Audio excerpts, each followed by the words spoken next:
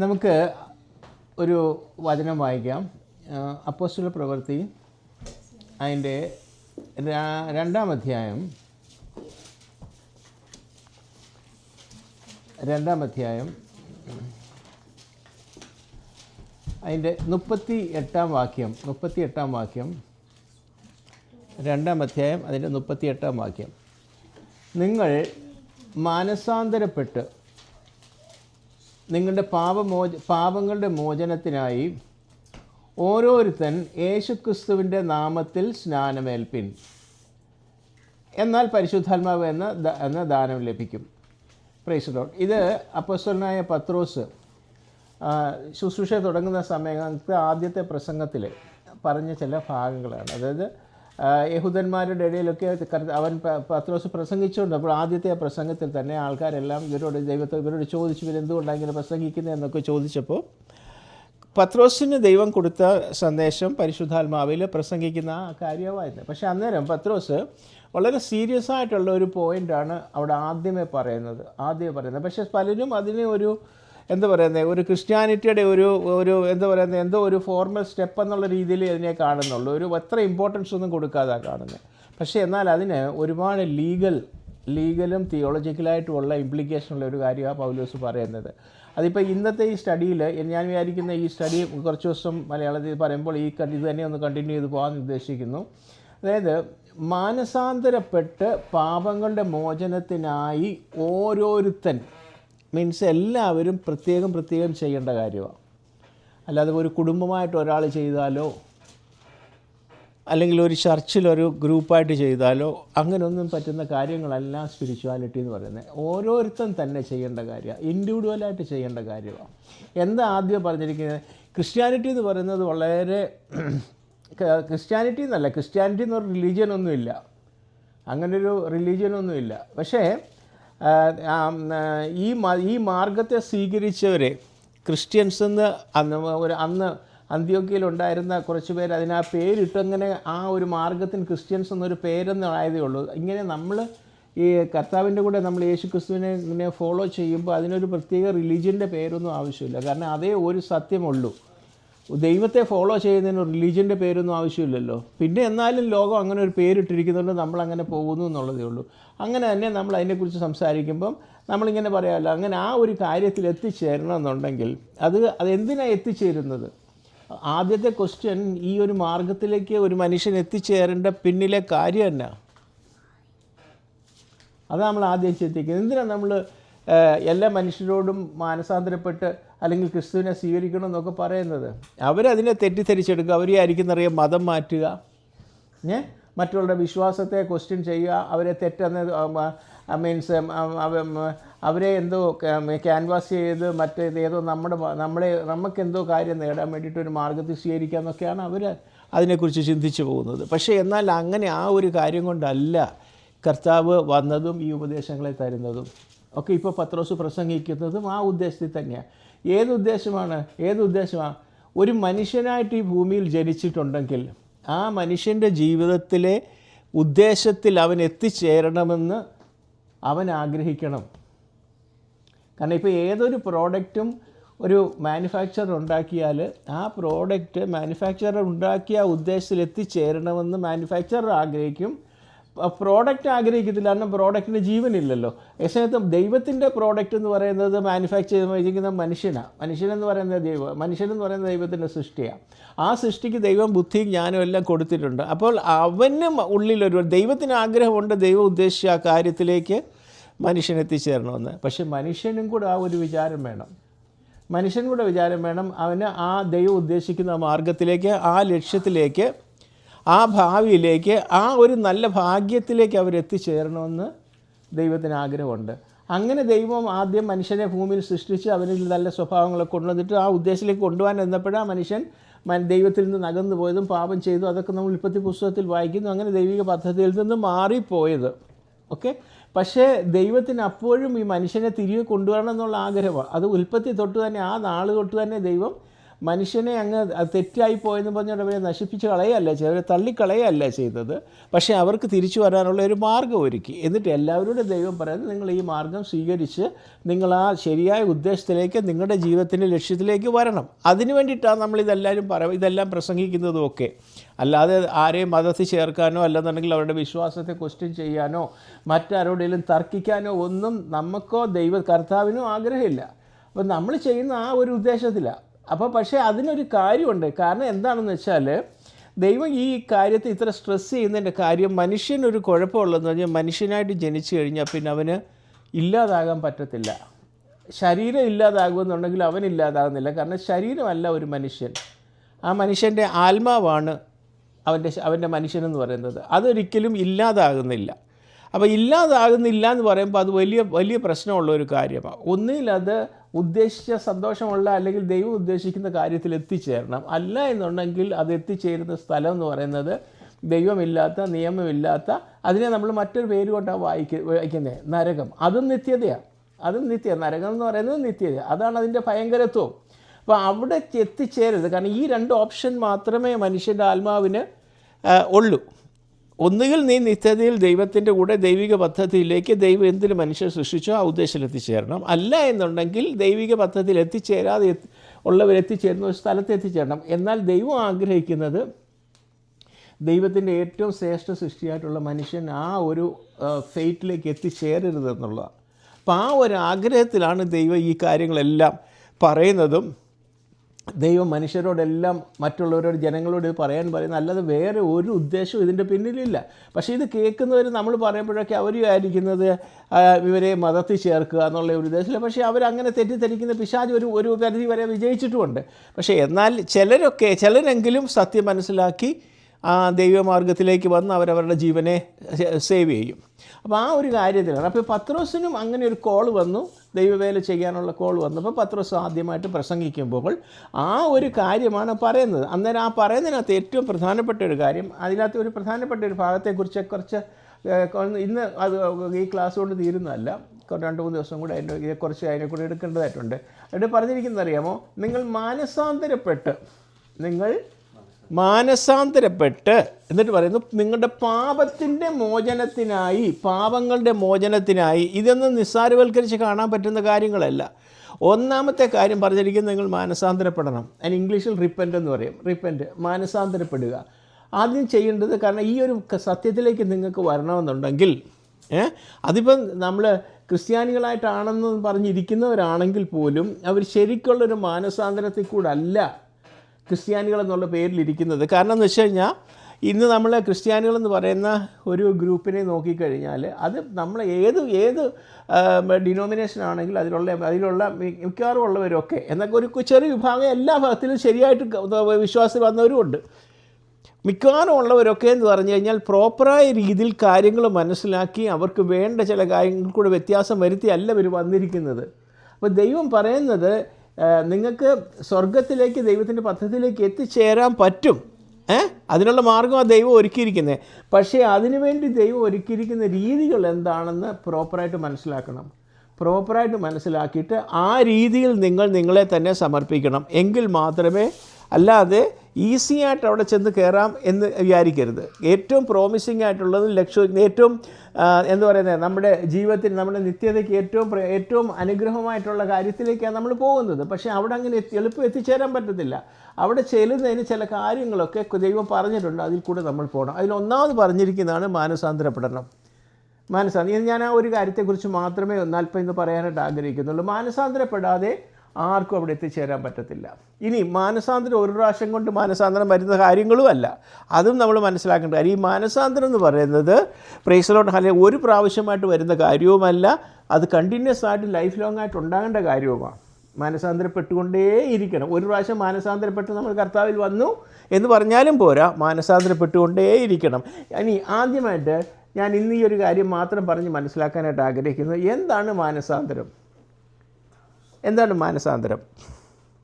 നമ്മൾ ഇംഗ്ലീഷിൽ റിപ്പൻ്റ് എന്ന് പറയും, പക്ഷേ മലയാളത്തിൽ അതിന് ശരിയായിട്ടുള്ള ഒരു വേർഡാണ് കൊടുത്തിരിക്കുന്നത്, മനസ്സിൻ്റെ അന്തരം. മനസ്സിൻ്റെ അന്തരത്തിനെയാണ് മാനസാന്തരം എന്ന് പറഞ്ഞാൽ. നമ്മൾ കർത്താവിൽ വരുന്നതിന് മുമ്പ് നമ്മുടെ മനസ്സാണല്ലോ നമ്മുടെ കാര്യങ്ങളെല്ലാം തീരുമാനിക്കുന്നതും നമ്മളുടെ ആഗ്രഹങ്ങളെ കൊണ്ടുതരുന്നതും എല്ലാം. നമ്മുടെ ദേഹം, ദേഹി, ആത്മാവെന്ന് പറയുന്നതിനകത്ത് ദേഹം എന്ന് പറയുന്ന ബോളിലുള്ള ഈ ഭാഗമാണ്, പിന്നെ ആത്മാവെന്ന് പറയുന്നത്. പക്ഷേ ഇതിനകത്ത് ഏറ്റവും കൂടുതൽ നമ്മുടെ വികാരങ്ങളെയും വിചാരങ്ങളെയും തീരുമാനങ്ങളെയും ഇഷ്ടങ്ങളെയും താല്പര്യങ്ങളെയൊക്കെ നോക്കുന്നത് ദേഹിയാണ്. അപ്പോൾ ഈ ദേഹിയാണ് ആക്ച്വലി നമ്മുടെ ടോട്ടൽ ലൈഫിനെ നേരായ മാർഗത്തിലേക്ക് കൊണ്ടുപോകാനായിട്ട് നമുക്ക് ഫോഴ്സ് ചെലുത്തുന്നതും അല്ലെങ്കിൽ ചീത്തയായിട്ട് പോകുന്നതിലും അത്. അപ്പോൾ ദേഹിയെ പ്രോപ്പറാക്കുക എന്നുള്ളതാണ്. അപ്പോൾ അവിടെയാണ് മനസ്സ് നിൽക്കുന്നത്. അപ്പോൾ ആ മനസ്സിനെ പ്രോപ്പറാക്കുക എന്നുള്ളത് വളരെ ഇമ്പോർട്ടൻ്റാണ്. മനസ്സിലായി? അപ്പോൾ മാനസാന്തരം എന്ന് പറഞ്ഞാൽ അതിൻ്റെ അർത്ഥം എന്താണെന്ന് വെച്ചാൽ, ഇപ്പോൾ നിങ്ങൾ ഏത് കാര്യങ്ങളിൽ നിങ്ങളുടെ മനസ്സ് കൂടുതലായിട്ട് എന്താ പറയുന്നത് ബെൻഡായിരിക്കുന്നോ, ഏത് ഭാഗത്തേക്ക് പോയിരിക്കുന്നോ നിങ്ങൾക്ക് തന്നെയാണ്. നിങ്ങൾ ലോകത്തെ ആയിരിക്കും നിങ്ങൾക്ക് ഇഷ്ടം, അല്ലെങ്കിൽ ലോകത്തിലുള്ള മോഹങ്ങളെ ആയിരിക്കും ഇഷ്ടം. പല കാര്യങ്ങൾ നിങ്ങൾക്ക് ദൈവികമായിട്ടുള്ള കാര്യങ്ങളോ ഭക്തിയുടെ കാര്യങ്ങളോ പാപത്തിൽ നിന്ന് വരുന്നുള്ള കാര്യങ്ങളെക്കുറിച്ചൊന്നും ഒരുപക്ഷെ നിങ്ങളുടെ ദേഹി നിങ്ങളെ ഉത്ബോധിപ്പിക്കുന്നില്ലായിരിക്കും. അങ്ങനെ നിങ്ങൾ ഈ ലോകത്തിൽ നിങ്ങൾക്ക് ഉയരണമെന്നും നിങ്ങൾക്ക് ലോകത്തിൽ കുറേ പൈസ സമ്പാദിക്കണമെന്നും അങ്ങനെയൊക്കെയുള്ള അതാ സാധാരണ മിക്കവാറും ഉള്ള എല്ലാ മനുഷ്യർക്കുള്ളത്. അതെന്താ കാരണം എന്നറിയാമോ? വേണ്ട രീതിയിൽ ആ ദേഹിയെ, ആ മനസ്സിനെ കൊണ്ടുപോകാൻ തക്കവണ്ണമുള്ള ആ സ്പിരിച്വൽ എബിലിറ്റി വന്നിട്ടില്ല നിങ്ങൾക്ക്. അപ്പോൾ അവിടെയാണ് പറയുന്നത് ആ ഒരു ആറ്റിറ്റ്യൂഡ് ഇന്ന് നിങ്ങളുടെ ദേഹിക്കുണ്ടെങ്കിൽ അതിനെ കൺട്രോൾ ചെയ്ത് തിരിച്ച് ദൈവിക ഉദ്ദേശത്തിലേക്ക് നിങ്ങളുടെ ദേഹിയെ കൊണ്ടുവരാൻ നിങ്ങൾ ശ്രമിക്കണം. അതിനെയാണ് മാനസാന്തരം എന്ന് പറയുന്നത്. അതായത് ഇന്ന് മനസ്സ് എന്ന് പറഞ്ഞാൽ ദേഹിയുടെ ഭാഗമായ മനസ്സ് നിങ്ങളെ നമ്മുടെ ആത്മാവിനെ നമ്മുടെ നിയന്ത്രണത്തെ എങ്ങോട്ട് കൊണ്ടുപോകുന്നു എന്താണെന്ന് നോക്കുക. നിങ്ങളുടെ മനസ്സൊന്ന് ആലോചിച്ച് നോക്കുക. നിങ്ങളുടെ മനസ്സിലുള്ള ആഗ്രഹങ്ങൾ എന്താ? നിങ്ങൾ ദൈവത്തെ പ്രാർത്ഥിക്കുന്നുണ്ടായിരിക്കാം, ആരാധിക്കുന്നുണ്ടായിരിക്കാം, ദൈവത്തിന് പ്രാധാന്യം കൊടുക്കുന്നുണ്ടായിരിക്കാം. പക്ഷേ എന്നാലും നിങ്ങൾ ആ ദൈവത്തിന് പ്രാധാന്യം കൊടുക്കുന്നതും ആരാധിക്കുന്നതും ഒക്കെ എന്ത് ഉദ്ദേശത്തിലാണ്? ഈ മനസ്സിനുള്ള ആഗ്രഹത്തെ പൂർത്തീകരിക്കാൻ വേണ്ടിയിട്ട് നിങ്ങളത് ചെയ്യുന്നത്. ഈ മനസ്സിനെന്താ നിങ്ങൾക്ക് ആഗ്രഹം? ഈ ലോകത്തിൽ എന്തൊക്കെ നേടണമെന്നൊക്കെയുള്ളതായിരിക്കും. ഇപ്പോൾ ഇവിടെയാണ് തെറ്റിപ്പോകുന്നത്. മനസ്സ് പ്രോപ്പറായിട്ടുള്ള തിങ്കിങ്ങിലാണോ പോകുന്നത് എന്ന് നിങ്ങൾ ആദ്യമേ നോക്കണം. എന്നിട്ട് എങ്ങനെ വേണം, ദൈവം നിങ്ങളെ എന്തിനാണ് സൃഷ്ടിച്ചത്, ഏത് ഉദ്ദേശത്തിലേക്കാണ് കൊണ്ടുവന്നത്, ആ ഉദ്ദേശത്തിലേക്ക് നിങ്ങളെ നിങ്ങൾ മുഴുവൻ ആ പേഴ്സണെ എത്തിക്കത്തക്ക രീതിയിൽ നിങ്ങളുടെ ദേഹിയെ ദൈവിക ഉദ്ദേശത്തിലേക്ക് കൊണ്ടുവരണം. അപ്പം നമ്മുടെ ഈ ദേഹി എന്ന് ഉദ്ദേശിക്കുന്നത് നമ്മുടെ വിചാരങ്ങൾ, തീരുമാനങ്ങൾ, മനസ്സ്, നമ്മളെ പൊതുവേ നമ്മുടെ കാര്യങ്ങളെല്ലാം നിരീകരിക്കുന്ന ഒരു സിസ്റ്റം നമ്മുടെ ഇതിനകത്തുണ്ട്. അതിനെയാണ് ദേഹി എന്ന് പറയുന്നത്. അതിനെ ദൈവത്തിൻ്റെ ആത്മാവുമായിട്ട് ബന്ധിപ്പിക്കുന്ന, ദൈവവുമായിട്ട് പോകത്തക്ക രീതിയിൽ നമ്മുടെ ആത്മാവിനെ ദൈവിക കാര്യത്തിലേക്ക് കൊണ്ടുവരത്തക്ക രീതിയിൽ നമ്മളെ തിരിക്കണം. കാരണം ഇപ്പം നമ്മുടെ മനസ്സെങ്ങോട്ടാണ് പോകുന്നത് നമുക്ക് സ്വയമേ ഒന്ന് ആലോചിച്ച്. നമ്മൾ പലപ്പോഴും വലിയ ഭക്തന്മാരായിട്ടൊക്കെ ഇരിക്കുന്നുണ്ടായിരിക്കും, നമ്മൾ പല കാര്യങ്ങളും വായിക്കുന്നത്. പക്ഷേ നിങ്ങൾ സ്വയം നമ്മുടെ മനസ്സിനെ ഒന്ന് ആലോചിച്ച് നോക്ക്, അത് എങ്ങോട്ടാണ് ഡയറക്റ്റ് ചെയ്തിരിക്കുന്നത്, ഏതാ നമ്മുടെ ഫോക്കസിങ്, അതെങ്ങനെ നോക്ക്. നിങ്ങൾ ദൈവത്തെ കോൺസെൻട്രേറ്റ് ചെയ്താണോ പോകുന്നത്, സ്വർഗീയ പദ്ധതികളെ കോൺസെൻട്രേറ്റ് ചെയ്യാൻ പോകുന്നത്, ദൈവിക ഉദ്ദേശത്തിലേക്ക് എത്തിച്ചേരണം എന്നുള്ള ഐഡിയയെ കോൺസെൻട്രേറ്റ് ചെയ്താണോ പോകുന്നത്, അതോ അതേസമയത്ത് ഈ ലോകത്തിൽ നിങ്ങൾക്ക് ചില ആഗ്രഹങ്ങളും ഇതൊക്കെ ഉണ്ട്, അതിന് വേണ്ടിയിട്ട് മാത്രം ദൈവഭക്തി കാണിക്കുന്നതാണോ എന്ന് നോക്കുക. ഞാൻ പൊതുവെ മറ്റുള്ള ലോകത്തിലുള്ള മനുഷ്യരെക്കുറിച്ചല്ല ഈ പറയുന്നത്, അവരെക്കുറിച്ച് പറയേണ്ട. കാരണം അവർക്ക് വരണമെങ്കിൽ പോലും ആദ്യം ചെയ്യേണ്ടത് നിങ്ങൾ ദൈവത്തിങ്കിലേക്കും ദൈവിക ഉദ്ദേശത്തിലേക്കും വരാൻ നിങ്ങൾ താല്പര്യപ്പെട്ട് നിങ്ങളുടെ മനസ്സിനെ ആദ്യം തിരിച്ചിട്ട് വേണം നിങ്ങൾ വരാൻ. അല്ലാതെ ഒരു ഫിസിക്കലായിട്ട് ഇങ്ങോട്ട് എത്തിച്ചേർന്നാൽ പോരാ. ആദ്യം നിങ്ങൾ ചോദിക്കുക, നിങ്ങളുടെ മനസ്സിന് ദൈവിക പദ്ധതിയിലേക്ക് വരാൻ പ്ലാനുണ്ടോ? നിങ്ങൾ എന്തിനു സൃഷ്ടിച്ചോ ആ ഉദ്ദേശത്തിലേക്ക് എത്തിച്ചേരണം നിങ്ങൾക്ക് ഉദ്ദേശമുണ്ടോ? ആ ആഗ്രഹത്തിൽ മനസ്സ് വന്നെങ്കിൽ നിങ്ങൾ ആ മനസ്സിൻ്റെ ഉടമയായിട്ട് നിങ്ങളെ ആ മനസ്സ് കൊണ്ടുവരണം. പലപ്പോഴും ഈ മനസ്സാണ് നമ്മളെ കൊണ്ടുവരാതിരിക്കുന്നത്. കാരണം ഇതൊക്കെ മതിയെന്നോ അല്ലെന്നുണ്ടെങ്കിൽ എന്നൊക്കെ പറഞ്ഞ് മനസ്സ് പറയുന്നില്ല ഇങ്ങോട്ട് വരാൻ. പക്ഷേ നിങ്ങളുടെ മനസ്സ് പറയണം ഇങ്ങോട്ട് വരാൻ. അന്നേരമാണ് മനസ്സിൻ്റെ മാനസാന്തരം വരേണ്ടത്. മനസ്സിലായി? അതായത് ഇപ്പം യഹൂദന്മാരിൽ കുറച്ച് പേര്, പരീശന്മാരിൽ കുറച്ച് പേര് യോഹന്നാൻ്റെ യോഹന്നാൻ സ്നാനപ്പെടുന്ന സമയത്ത് സ്നാനപ്പെടാനായിട്ട് ചെന്നപ്പം യോഹന്നാൻ്റെ സ്വഭാവമല്ലേ, യോഹന്നാൻ ഇച്ചിരി വളരെ അരോഗൻ്റായിട്ടൊന്നും പറയാൻ പറ്റത്തില്ല. എന്നാലും ഇങ്ങനെ പറഞ്ഞു, നിങ്ങളെ ഇങ്ങനെ ഉപദേശിച്ചത് സ്നാനപ്പെടാനായിട്ട് ഇവിടെ വെച്ചത് സർപ്പസന്തതികളെ എന്നൊക്കെ വിളിച്ചുകൊണ്ട് ശാസിച്ചത്. പക്ഷേ എന്നിട്ട് പറയാം, നിങ്ങളെ സ്നാനപ്പെടുത്താം, നിങ്ങൾക്ക് സ്നാനമൊക്കെ ഉണ്ട്, കാരണം അത് ദൈവിക പദ്ധതിയിലുള്ള സ്നാനപ്പെടുത്താം. പക്ഷേ പറഞ്ഞ ആദ്യം നിങ്ങൾ സ്നാനപ്പെടുന്നതിന് മുമ്പ്, നിങ്ങളിപ്പം ശരിയാണെന്നും പറഞ്ഞുകൊണ്ടായിരിക്കും വന്നിരിക്കുന്നത്, ഞാൻ ചെയ്യുന്ന കണ്ടോണ്ട് ഒത്തിരി പേര് വരുന്നുണ്ട്, അപ്പോൾ ഞങ്ങളും ചെയ്തേക്കാം എന്നുള്ള, അങ്ങനെയല്ല വരണ്ടേ. എന്നിട്ട് ആ കർത്താവ് യോഹന്നാൻ അവിടെ പറയുന്നൊരു കാര്യമുണ്ട്, നിങ്ങൾ ആദ്യം മാനസാന്തരത്തിന് യോഗ്യമായ ഫലം കായ്പിൻ. മത്തായിയുടെ സുവിശേഷം ഒന്ന് എടുത്തേ. മത്തായിയുടെ സുവിശേഷം അതിൻ്റെ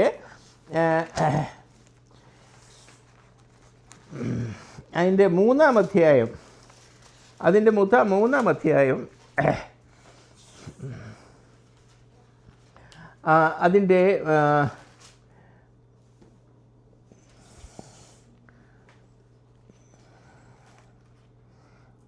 അതിൻ്റെ 5, 6, 7 വാക്യം ഒന്ന് ഞാൻ വായിക്കാം, അത് നിങ്ങളൊന്ന് ശ്രദ്ധിക്കണേ. അന്ന് യെരുശലേമ്യരും യഹൂദാ ദേശക്കാരൊക്കെയും യോർദാൻ്റെ ഇരുകരയുള്ള എല്ലാ നാട്ടുകാരും പുറപ്പെട്ട് അവൻ്റെ അടുക്കൽ ചെന്ന് തങ്ങളുടെ പാപങ്ങളെ ഏറ്റുപറഞ്ഞുകൊണ്ട് യോർദാൻ നദിയിൽ അവനാൽ സ്നാനമേറ്റു. തൻ്റെ സ്നാനത്തിനായി സ്നാനം ഏൽക്കുന്നതിനായിട്ടാണ് തൻ്റെ സ്നാനത്തിനായി പരീശരിലും സദൂക്യരിലും പലർ വരുന്നത് കണ്ടാറെ അവൻ അവരോട് പറഞ്ഞ്, സർപ്പസന്തതികളെ. അത് നല്ലൊരു സംബോധനയൊന്നും അല്ല, എന്നാലും അവരോട് ചെറിയ ദേഷ്യത്തില്ല, കാരണം എത്ര പറഞ്ഞാലും പ്രയോജനമില്ല, കാരണം അവർക്ക് അവരുടേതായിട്ടുള്ള രീതിയിൽ പോകണമെന്നുള്ള താല്പര്യം. അതുകൊണ്ട് അങ്ങനെ ഒരു ഇങ്ങനെ ഒരു വാക്ക് പറഞ്ഞെന്നുള്ളതേ ഉള്ളൂ. സർപ്പസന്തതികളെ, വരുവാനുള്ള കോപത്തെ എന്ന് പറഞ്ഞാൽ ദൈവത്തിൻ്റെ ന്യായവിധിയെ ഒഴിഞ്ഞ് ഓടിപ്പോകുവാൻ നിങ്ങൾക്ക് ഉപദേശിച്ചു തന്നതാർ.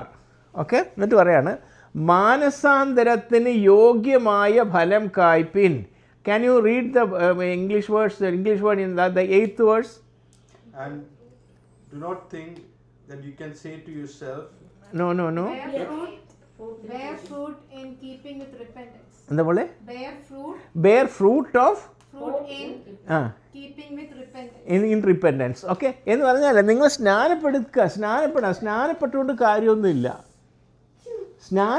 ഇവിടെ പറയുന്നതിൻ്റെ പിന്നിലുള്ള കാര്യം തന്നെ വെറുതെ സ്നാനപ്പെട്ടതുകൊണ്ടല്ല കാര്യം.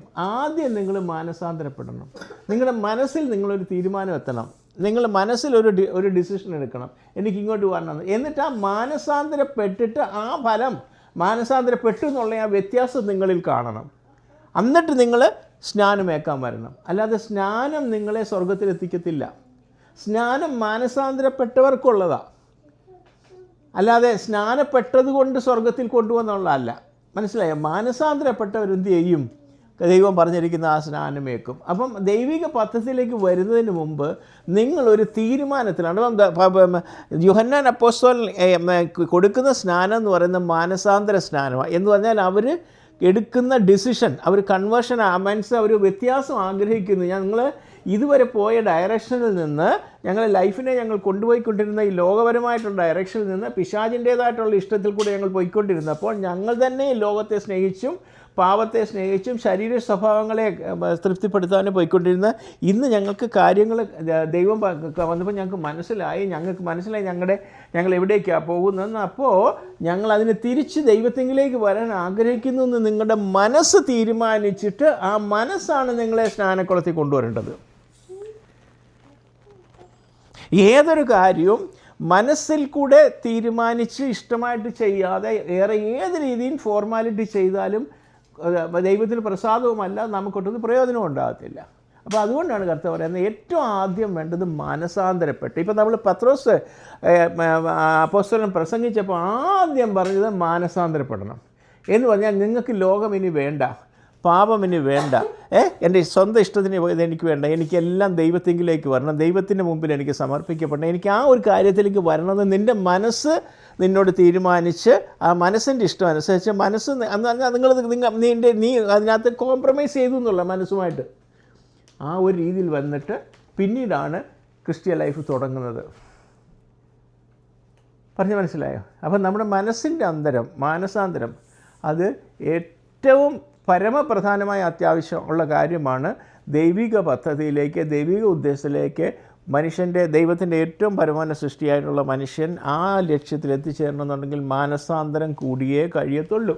ഇനി നമുക്ക് അടുത്ത ക്ലാസ്സിലെടുക്കാം. ഈ മാനസാന്തരം ഒരു ദിവസത്തേക്കുള്ള കാര്യമല്ല, അല്ലെങ്കിൽ ആ വരുന്ന സമയത്ത് മാത്രം മാനസാന്തരപ്പെട്ട് എന്നിട്ട് പറയാം നിങ്ങളുടെ പാപങ്ങളുടെ മോചനത്തിനായി, അല്ലേ, മാനസാന്തരപ്പെട്ട് എന്താ പറയുക അവിടെ പറഞ്ഞാൽ നിങ്ങൾ നിങ്ങളുടെ പാപങ്ങളുടെ മോചനത്തിനായിട്ട് സ്നാനമേൽപ്പിക്കുക. അപ്പോൾ പാപങ്ങളുടെ മോചനത്തിനായിട്ട് സ്നാനമേൽപ്പിക്കാൻ കർത്താവ് യേശു ക്രിസ്തുവിൻ്റെ നാമത്തിൽ പിതാവിൻ്റെയും പുത്രൻ്റെയും പരിശുദ്ധാത്മാവിൻ്റെ നാമത്തിൽ സ്നാനമേൽക്കണം. എങ്ങനെ? എന്തിനാ? നിങ്ങളുടെ പാപങ്ങളുടെ മോചനം എന്ന് പറഞ്ഞാൽ നിങ്ങളുടെ പാപങ്ങളുടെ മോചനം. അവിടെ നിന്ന് പറഞ്ഞാൽ ലീഗൽ ടേമാണ് ഇരിക്കുന്നത്. പാപങ്ങളുടെ മോചനത്തിനായി സ്നാനമേൽക്കാൻ പറഞ്ഞാൽ നിങ്ങൾ ഓൾറെഡി മാനസാന്തരപ്പെട്ടു.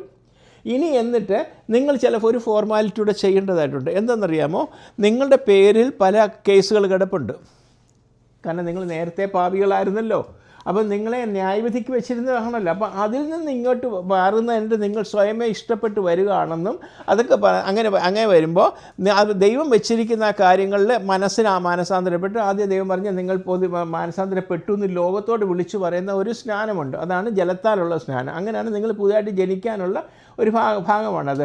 ആ കാര്യം കൂടെ ചെയ്യുമ്പോഴാണ് നിങ്ങളുടെ രക്ഷിക്കപ്പെടുന്നു എന്നുള്ളതിനുള്ള ലീഗൽ പാർട്ട് നിങ്ങളുടെ ഭാഗത്തുനിന്ന് ശരിയാകുന്നത്.